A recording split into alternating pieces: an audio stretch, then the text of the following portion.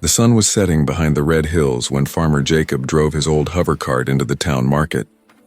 His cart rattled, the wheels shaking like they were about to fall off. Everyone in town knew that sound. It meant Jacob, the lonely farmer, was back again. He was tall, quiet, and always kept to himself. Some said he talked more to his cows than to people. Others said he never smiled since his wife died 3 years ago. But today, Jacob wasn't alone. Beside him sat a strange figure, small, thin, and covered in a ragged brown cloak. The smell reached people before they even saw her.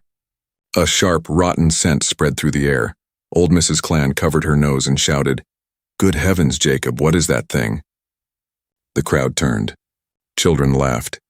Men made jokes. Someone whispered, "He's finally gone crazy." Jacob climbed down from his cart and looked at them, calm but tired. "She's not a thing," he said. "She's a girl." The figure moved. The brown cloak slipped a little and everyone saw her face. Gray skin, too many scars, small dark eyes that seemed to glow faintly blue. Her hair was tangled like seaweed and her hands were shaking. People stepped back. Someone spat on the ground. "An alien?" a man shouted. "You brought one of them here?" Jacob nodded slowly. "Bought her from a trader up north," he said.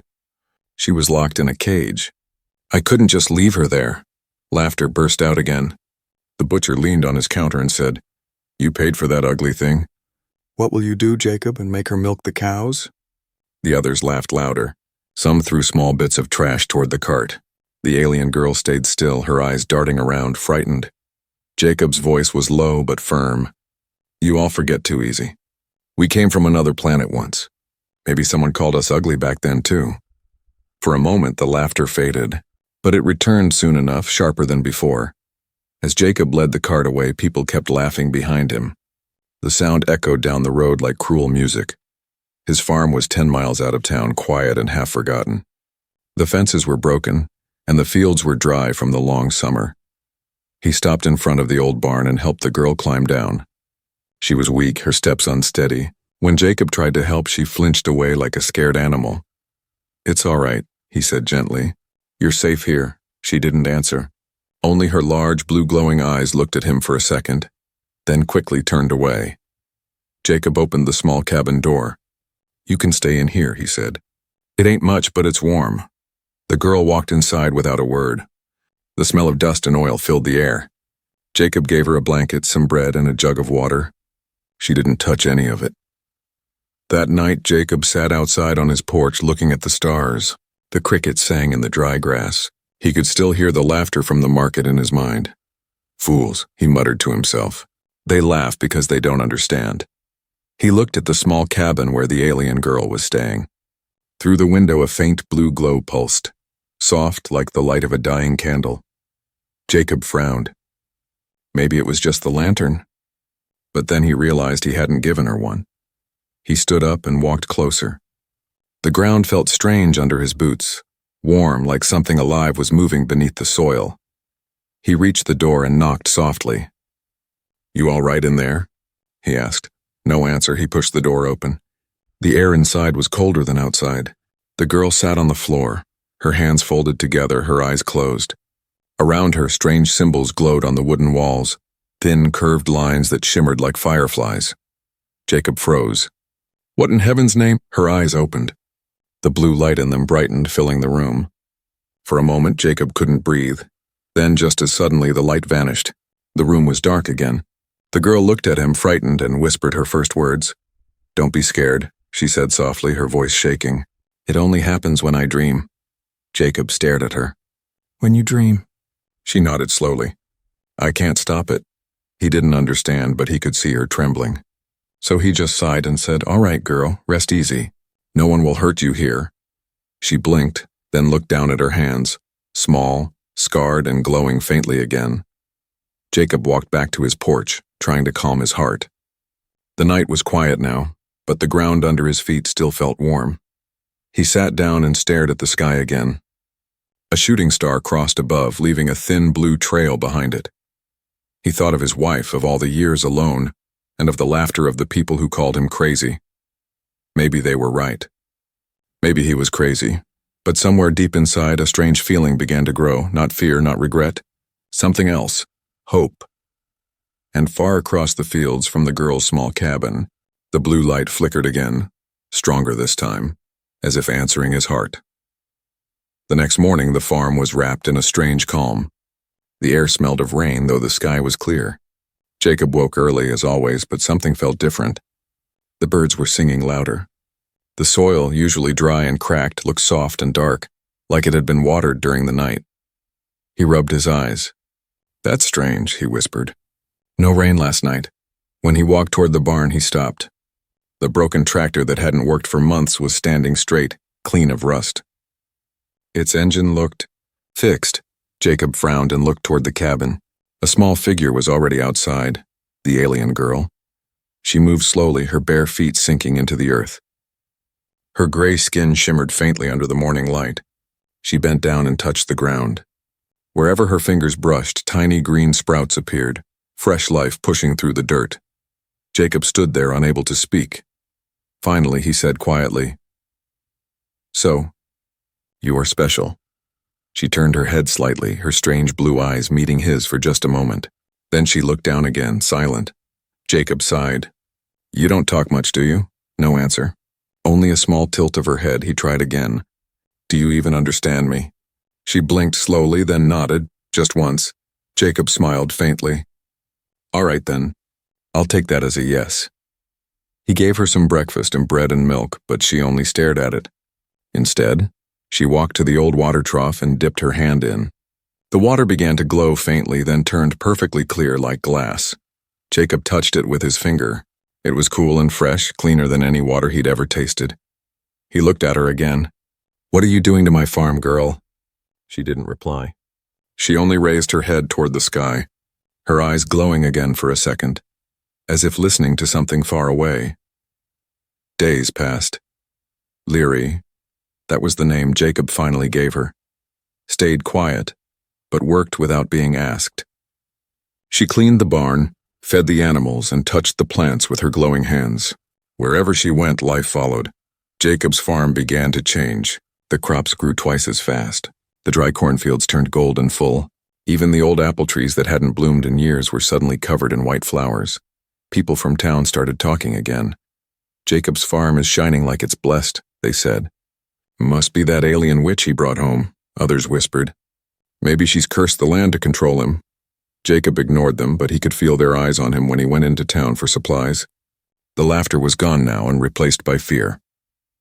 One evening, Jacob returned from town and found Leary standing near the barn. The setting sun painted her face in gold light, but she didn't look at him. She was drawing something on the wooden wall, glowing shapes that twisted and moved like fireflies. He stepped closer. "What's that you're doing?" Still silent, she finished the last symbol, then stepped back. The marks pulsed once, then dimmed into faint blue light. Jacob touched one of them. It was warm, almost alive. "Is this your language?" he asked. Leary nodded. Then, after a long pause, she whispered softly, "Home." Jacob's heart tightened. It was the first word she had spoken since that night. "Home?" he repeated.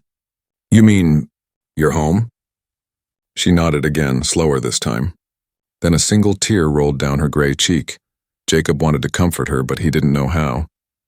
So he just said gently, "You can make this your home too, if you want." She looked up at him, and for a moment, her lips curved into something almost like a smile. That night, strange things began again. Jacob couldn't sleep. He heard a soft humming from outside, not from any machine, but from the air itself. He stepped out onto the porch. The fields were glowing faintly blue, the light spreading across the land like ripples on water. In the middle of it stood Leary, her arms raised, eyes closed. Her body shimmered as if made of starlight. Jacob called out, "Leary, what's happening?" She didn't move. The ground under her feet began to pulse, and the crops bent toward her as if bowing. The entire field looked alive. Jacob ran toward her, shouting her name again. When he reached her, the light suddenly vanished. Leary fell to her knees, breathing hard. He caught her before she hit the ground. "What are you doing to yourself?" he asked, voice trembling. She looked weak, her eyes dim. "I feed the land," she whispered. "It was dying. I made it live." Jacob held her gently. "You don't have to do that. You'll hurt yourself." Her lips moved in a tired smile. "You helped me. I help you. Jacob didn't know what to say. He just looked at her, this strange creature the world called ugly, and felt something heavy shift in his heart. Maybe beauty wasn't always in how someone looked. Maybe it was in what they gave even when they had nothing. He carried her back to the cabin and laid her on the bed. She was already asleep, breathing softly, her hands still faintly glowing. Jacob sat by the door for a long time, listening to the wind outside. The fields were still shining faintly, like the stars had come down to rest on his land. He whispered to himself, "They all laughed at me for bringing you home. But I think you're the best thing that's ever happened here." 3 weeks passed. The farm was alive like never before. Everywhere Jacob looked, green life stretched across the hills. Birds sang from the fences, the cows were healthy, and the air smelled sweet after rain. But peace never lasts long. It started one quiet morning when Jacob noticed shadows moving across the fields. At first, he thought they were clouds, but the sky was clear. When he looked up, his heart froze. There were ships. 3 silver shapes hovered high above the valley, silent and cold, their undersides glowing with blue light. They weren't trader ships or farm haulers. These were patrol craft, military. Jacob dropped his tools and ran to the cabin. "Leary," he called.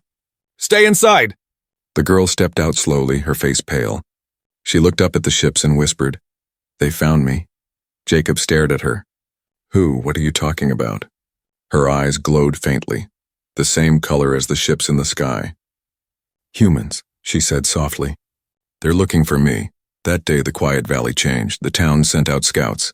Drones floated over farms. Military jeeps rumbled along the dirt roads. People whispered Jacob's name again, but not with laughter this time, with fear. One man came to the farm and shouted from the fence, "Jacob, you better tell them what you got here. They're saying there's a creature hiding out in these parts." Jacob just shook his head. "There's no creature here. Only me." The man squinted at him, suspicious. "You're a fool if you're protecting one of them. They said those aliens can twist the land, poison the air. You'll get yourself killed." Jacob turned away. "Then I'll die honest." That night, Leary sat by the window staring at the sky. The silver ship still hung there, distant and patient like hunters. Jacob sat beside her. "Why are they after you?" he asked quietly. For a long time she said nothing. Then in a trembling voice she began to speak. "They took my people," she said. "Humans came to our planet, said they wanted peace. But they lied. They took us to their labs, said they wanted to study us. They wanted our gift and the power to make life grow." Her eyes dimmed as she spoke. "They call it energy, but for us it is soul. It comes from the heart. When they tried to take it, many of us died. I escaped." Jacob's chest tightened. He couldn't believe what he was hearing. "You mean they tortured your kind? For power?" She nodded slowly. "Yes, they don't understand. If they take too much, it kills everything. Even planets." Jacob looked down at his calloused hands. He felt shame. Not for what he had done, but for what his people had. "I'm sorry," he said softly. "I didn't know." Leary looked at him, her blue eyes shimmering like tears. "You are different, Jacob. You saved me. That is why I stayed." Days passed again, heavy with silence. Jacob worked the fields, pretending everything was normal, but the hum of engines filled the air every morning. The ships never left. They were watching. Then one evening, Jacob noticed a red light flashing by the barn. It was small, blinking fast, a drone the size of a crow. He ran toward it, but before he could reach, it scanned him with a thin red beam. Then it turned toward the cabin. "No," Jacob shouted. He grabbed a shovel and swung hard, smashing the machine. Sparks flew as it fell to the dirt. Leary ran out, panic in her eyes. "They saw me," she whispered. "The drones always see." Jacob's heart pounded. "We'll hide you," he said quickly. "The cellar. They won't find you there." He pulled open the trapdoor beneath the barn. It was dark and smelled of earth and oil. "Stay here," he said. "I'll make them think you're gone." Leary looked terrified, but she nodded. Before climbing down, she pressed her small hand against his chest. "You are kind," she said softly. "But they will hurt you." Jacob shook his head. "Let them try." An hour later, the soldiers came. They wore gray armor and masks, carrying rifles that hummed faintly. The lead one held a scanner glowing red. "We're tracking alien energy," he said. "You've been off the grid, farmer. Seen anything strange?" Jacob met his stare. "Only strange thing I see is you scaring my cows." The soldier frowned. "This isn't a joke. An escaped subject from Project Origin is hiding nearby. Dangerous. Tell us if you've seen anything unusual. Jacob lied without blinking. Nothing here but corn and dust. They scanned the barn, the fields, even his house. The machine beeped once near the cellar, then stopped. The soldier stared at the ground for a moment, then looked back at Jacob. If you're hiding something, we'll find out, he said coldly. They left soon after, engines roaring into the distance. Jacob waited until the sound faded, then lifted the trapdoor. Leary climbed out, shaking. They know, she whispered. They'll come again. Jacob nodded. His voice was calm but hard. Then we'll be ready. That night he sat by the window with his old rifle across his knees. Outside, lightning flashed far beyond the hills, but there was no storm. The ships were moving closer now, and one beam of light began to sweep across his field, searching. Jacob whispered to himself, "Let them come. She's not alone anymore." In the cellar, Leary closed her eyes and whispered something in her strange language. The earth around the house trembled softly, like it was breathing. Above the clouds, the hunters turned their lights toward the farm. The next morning came too quiet. No birds sang. No wind moved through the fields. Even the air felt heavy, like the world itself was holding its breath. Jacob stepped outside with his rifle, eyes scanning the horizon. The silver ships were gone, but he knew that didn't mean safety. When hunters disappear, it only means they've found their trail. Inside the cabin, Leary sat by the small table, holding one of Jacob's old books. She couldn't read the words, but she traced her fingers over the pictures. Plants, stars, and faraway lands. Her eyes looked sad, as if she missed something she could never return to. Jacob placed a hand on her shoulder. "We may have to leave soon," he said quietly. "They know you're here. It's only a matter of time before they come back." She turned to him slowly. "You could leave me," she said. Her voice was calm, but her eyes were wet. "They won't hurt you if you tell them where I am." Jacob frowned. "And what kind of man would that make me?" "A living one," she whispered. Later that day, they heard the engines again, faint at first, then louder, shaking the ground. Leary grabbed his arm. "Please," she said, voice trembling. "Hide me." But it was too late. A convoy of armored vehicles rolled down the dirt road, dust rising behind them like a storm. Soldiers poured out and spread across the fields, guns ready. Jacob and Leary stood on the porch as the lead officer approached. He was tall, clean, and cold, his helmet shining under the sunlight. The black letters on his chest read, "Commander Hale." "Farmer Jacob," the man said through his speaker. "We need to search your property again. Alien energy has been detected in this area." Jacob crossed his arms. "You already searched." "Found nothing." Hale smiled thinly. "Yes, but readings spiked again last night. I think you're hiding something." Behind him, soldiers moved toward the barn. Leary froze, fear flashing across her face. Jacob noticed and stepped in front of her. "You can't go in there," he said. Hale's voice sharpened. "Step aside, farmer." Jacob's hands tightened into fists. "Not until you tell me what you really want." Hale's expression hardened. "We're hunting a fugitive. Dangerous, inhuman. We'll do whatever it takes to keep people safe." Leary whispered behind Jacob. "He lies." The commander's head tilted. "What was that?" Jacob swallowed hard. "She said, nothing." Hale raised his scanner. It beeped rapidly, flashing red. The soldiers lifted their guns. "There," Hale said. "Behind you." Jacob turned slightly, enough to block Leary with his body. "She's not dangerous," he shouted. The soldiers aimed their rifles. Leary trembled, clutching Jacob's arm. The world seemed to stop. "Move aside, Jacob," Hale ordered. "You don't understand what you're protecting." Jacob's voice broke, but he didn't move. "I understand enough. She's alive. She's scared. And she's done more good for this land than any of your machines ever could." For a moment, no one spoke.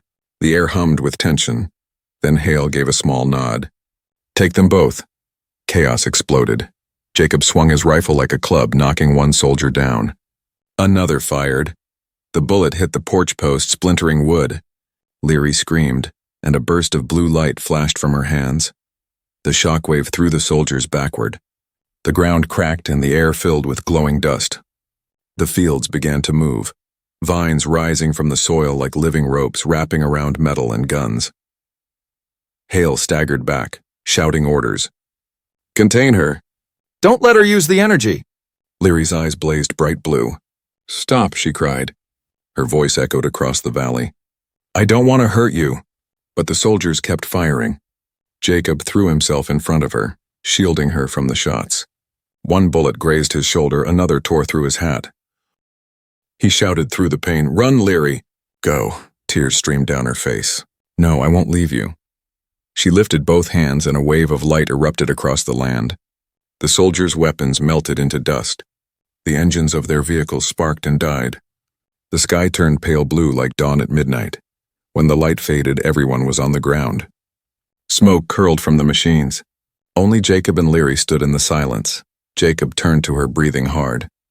"You didn't have to." "I didn't want to," she said softly. "But they would have killed you." She knelt beside a soldier who was still conscious, his helmet cracked. She touched his chest and the blue glow passed from her hand into his body. His breathing steadied. Jacob watched, speechless. She wasn't a weapon, she was something far greater. Leary looked up at him, exhausted. "Now they'll send more," she said. "Stronger ones," Jacob nodded. "Then we'll be ready next time." She shook her head.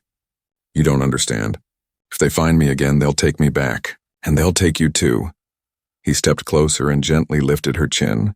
"Then I'll go wherever you go." Her eyes widened. "Why?" "Because," he said, smiling faintly through the dirt and blood, "someone has to show them what real humans look like." Leary's lips trembled, and for the first time she smiled fully, glowing with warmth and sorrow. Above them, thunder rolled. The ships were returning. The ground trembled again. Jacob gripped his rifle tighter, staring at the sky. "It's all right," he said quietly. "They want to fight? They'll find a farmer who doesn't run." The wind picked up, carrying the scent of rain and ozone. The first drops fell onto the glowing earth, and as lightning flashed over the hills, the two of them stood together, a human and an alien, ready to face whatever came next. The rain didn't last long. By morning, black smoke curled over the valley. Jacob saw it first, a column rising beyond the hills where the town stood. The smell followed soon after, sharp and bitter like burning metal and sorrow. He stood on the porch, his rifle resting in his hands, staring toward the horizon. "They've started," he whispered. Behind him, Leary stepped out, her gray skin faintly glowing in the dim light. "They're burning everything," she said softly. "They think I did this." Jacob turned to her. "They don't think, Leary, they fear. That's worse." Hours later, the sky was filled with the hum of engines. More ships, black ones this time, shaped like blades, drifted down over the farmland. Their lights swept across the ground, searching. Jacob could see soldiers moving through the smoke, setting fire to anything green. They were burning the crops, the trees, even the soil. The earth screamed with every burst of flame. Leary grabbed Jacob's arm. "We must go." He shook his head. "No, if we run, they'll chase us forever. This is our home now." Her voice cracked. "They will kill you." "Then I'll die standing," Jacob said. He walked into the barn, pulling out the old generator cables, the fuel canisters, and his father's long-forgotten shotgun. His hands shook as he worked. He had never been a fighter, only a farmer. But sometimes even the soil fights back. By noon, the town itself was in chaos. Smoke rolled down the valley like dark fog. People ran through the streets, shouting, coughing. Soldiers dragged anyone who resisted into the trucks. They said an alien cursed the land. One man cried. "They said she's bringing the end." Another yelled. Fear had eaten the hearts of everyone. When the soldiers reached Jacob's farm, they didn't knock this time. Explosions tore through the fence and the ground shook. The front door blew open, scattering splinters. Jacob fired once, twice, not to kill, just to slow them down. "Get back!" he shouted. Leary stood behind him, trembling. "Stop, please stop!" she cried out. Her voice rang through the air like a bell, and for a heartbeat the world seemed to pause. Then the first bullet struck Jacob's shoulder. He fell to one knee, clutching the wound. Leary screamed. A blinding wave of blue light burst from her body. The ground split open. Roots shot upward like living whips, wrapping around metal and armor. The soldiers struggled, shouting, but the vines dragged them down. Jacob crawled toward her. "Leary, stop! You'll destroy everything!" Tears streamed down her face. "They won't stop, Jacob. They'll never stop." Her eyes glowed brighter, the light spilling across the fields. Every plant came alive. Corn stalks twisted into walls. Grass turned sharp like blades. The earth itself moved, roaring like thunder. Jacob grabbed her hand, shouting over the chaos. Listen to me. You're not like them. Don't become what they fear. Her breath came in short gasps. I don't want to hurt them. I only wanted peace, and then show them, Jacob said. Show them who you are. Slowly, her hands lowered. The glow softened. The screaming earth began to quiet. The vines loosened, setting the soldiers free. They fell to the ground, stunned but alive. Leary fell too, her body weak and trembling. Jacob caught her before she hit the ground. You did good, he whispered, holding her close. You stopped it. But before he could say more, a new sound filled the air. A deep metallic hum. The largest ship yet descended through the clouds, its engines shaking the ground. A voice boomed from its speakers. Target located. Authorized to neutralize. A beam of red light cut through the sky, striking the barn. The explosion was blinding. Fire spread across the farm, turning the golden fields into a sea of flames. Jacob threw himself over Leary, shielding her. Heat scorched his back. The smell of burning earth filled his lungs. He could barely breathe. Leary, run. But she shook her head weakly. I can't leave you. She lifted her trembling hands and pressed them against his chest. You helped me live, she whispered. Now I help you. Before Jacob could stop her, her body began to shine, brighter than before, pure blue and white. The flames around them froze mid-air, then vanished into sparks. The ground cooled and the air grew calm. Jacob blinked, gasping for breath. His wounds were gone. His body felt strange, stronger, lighter. He looked at her in horror. What did you do? Her voice was fading. I gave you part of me. No. You can't, she smiled softly. Now you'll live. Even if I don't. Her light dimmed and she collapsed in his arms. The ships above circled, scanning. But where the farm had been, only ash and silence remained. The soldiers looked on from a distance, whispering. Jacob held Leary close, her small hand limp in his. The blue glow still pulsed faintly under her skin, like a heartbeat refusing to stop. He looked up at the sky, at the ships that destroyed his home, and something inside him hardened. You wanted a monster, he whispered. Now you've made one. Lightning flashed behind him. The last of the fire died away, replaced by soft blue light spreading from the soil outward. The mark of her power.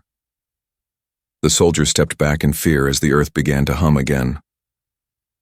Jacob stood slowly, Leary still in his arms, his eyes glowing faintly blue. The wind carried his voice across the burning fields, quiet, steady and full of rage. She's not your enemy, he said, but I might be. And as the black ships turned their lights toward him, the first seeds of a new storm began to rise. The world was silent after the fire. No birds, no wind. Only the faint hum of something alive deep beneath the soil. Jacob opened his eyes slowly. The air around him shimmered faintly blue, like dawn after a storm. The fields that once burned were now covered in soft glowing grass. The barn was gone, the farmhouse was gone, but somehow he was alive. He sat up, dazed, his body aching. His clothes were torn, his hands covered in ash. Then he looked down and froze. Leary lay in his arms, still and quiet, her face pale as moonlight. But her chest still pulsed faintly, like a heartbeat too gentle to hear. Leary, he whispered. Don't leave me now. Her eyelids fluttered and a whisper escaped her lips. Jacob, you're... Changed, he frowned. Changed? What do you mean? She reached up weakly and touched his face. Your eyes, she said softly. They shine like mine. Jacob blinked and for the first time saw the faint blue light reflecting from his own hands. His skin glowed faintly under the rising sun. He could feel something moving inside him, warm, alive, powerful. What did you do to me? He asked. Leary smiled faintly. I gave you my light, part of me, so you could live. He shook his head. You shouldn't have. You need it more than I do. Her eyes softened. You always say that. For 2 days, Jacob carried her deeper into the forest, away from the soldiers and the ashes of his farm. They found an old hunter's shelter, broken walls, a half-rotten roof, but enough to hide them. Leary was weak, barely speaking, but every night she glowed faintly, keeping the cold away. Jacob hunted small animals, gathered water from streams, and watched the sky for ships. He could feel her power inside him now. When he touched a dead branch, it grew leaves again. When he whispered to the soil, flowers bloomed. It frightened him, but it also felt natural, like the earth was listening to him for the first time. One night, as he sat beside her, She opened her eyes. "You can feel it, can't you?" she asked. Jacob nodded. "I can. Everything's alive. I can feel the heartbeat of the land." "That's what my people called the breath of worlds," she said softly. "It connects life to life." He looked at her with wonder. "Is this what they tried to steal from you?" She nodded. "Humans wanted it. They thought it was power. But it's not power. It's balance. It gives only to those who protect." Jacob clenched his fists. "They'll come again. They'll try to take it from you, and from me, from this planet." Leary looked into his glowing eyes. "Then you must protect it," he hesitated.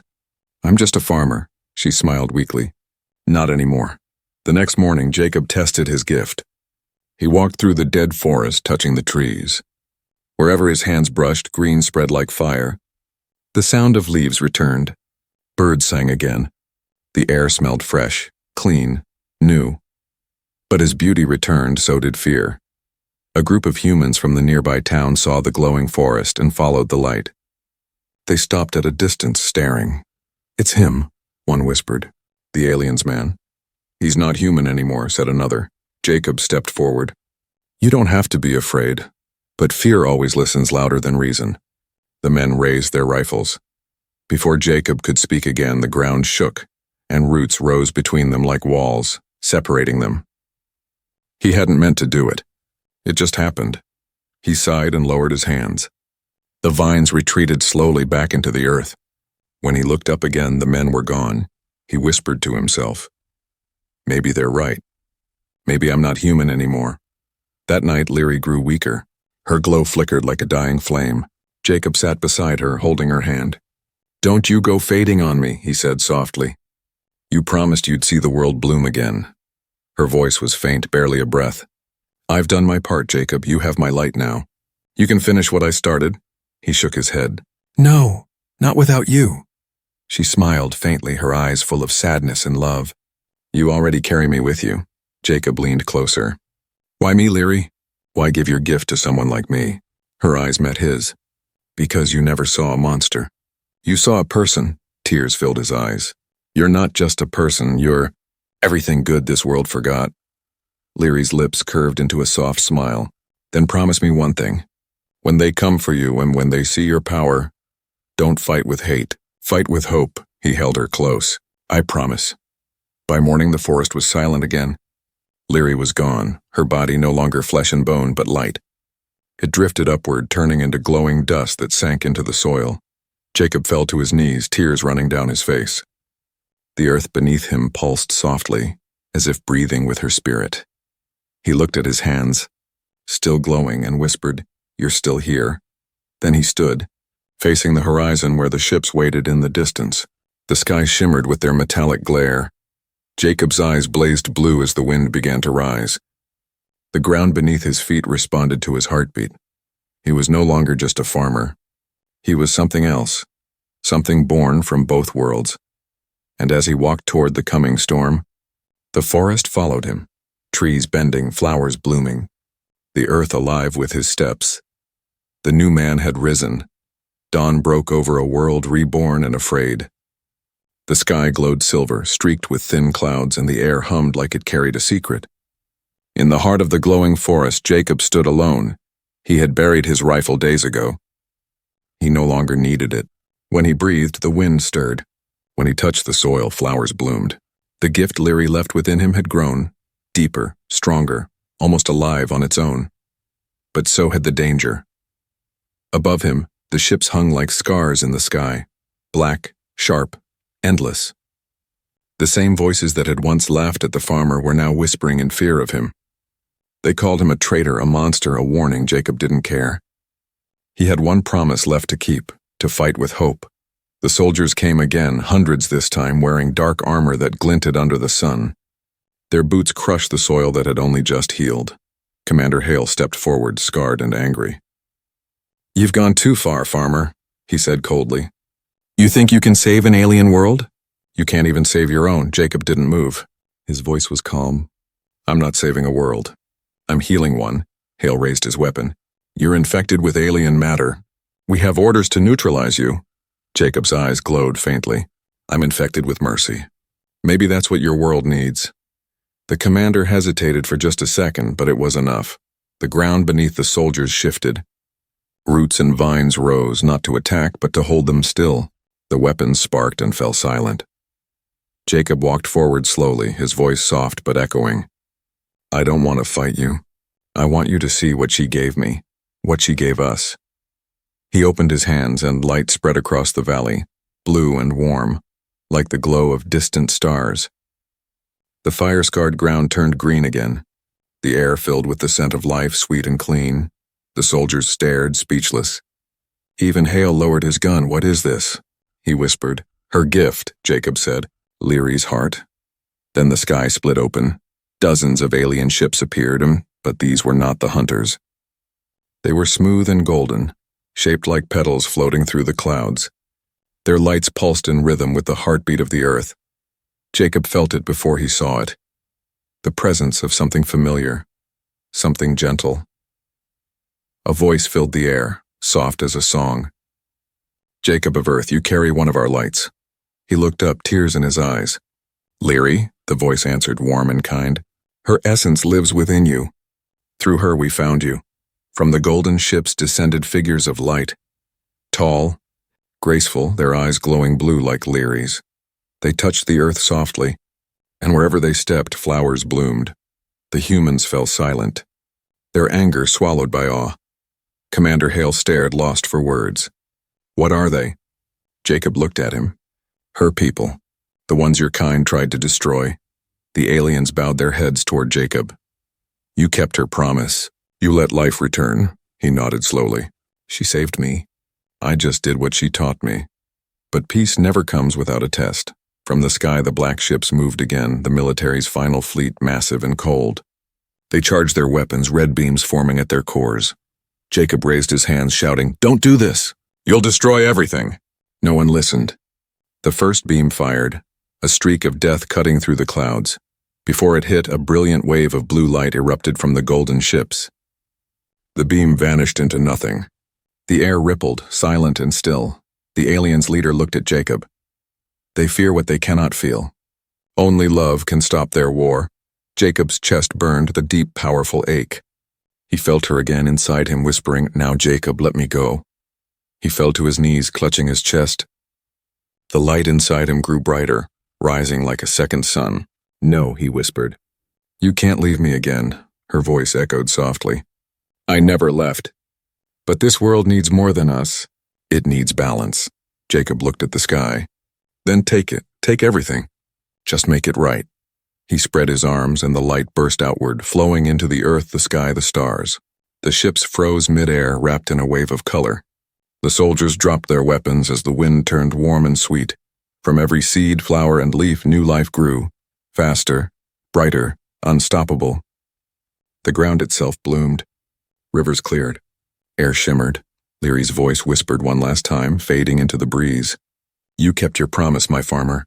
When the light faded, the war was gone. The ships lay silent, half buried in wildflowers. The air was alive with birdsong again. The soldiers stood in awe, surrounded by beauty they couldn't destroy. Commander Hale fell to his knees, his face wet with tears. And in the center of it all stood Jacob, his glow now gentle, his body human once more. In his hand he held a single seed shining faintly blue. He knelt and pressed it into the soil. Rest now, he whispered. Your work is done. From that spot a new tree began to grow, tall, silver-leaved, and bright. Years passed. The world healed. Humans and aliens rebuilt together. Children played under that great silver tree, laughing and running through green fields. In the town square stood a statue, a farmer and an alien girl holding hands. Their faces turned toward the sky, and beneath the statue were the words Jacob had carved himself before he vanished into the forest one final time. They laughed when I brought her home. But they stopped laughing when her love saved the world. The wind carried his voice like a memory, gentle and proud. And somewhere in the stars, two lights, one blue, one gold, drifted side by side, watching a world that had finally learned to bloom.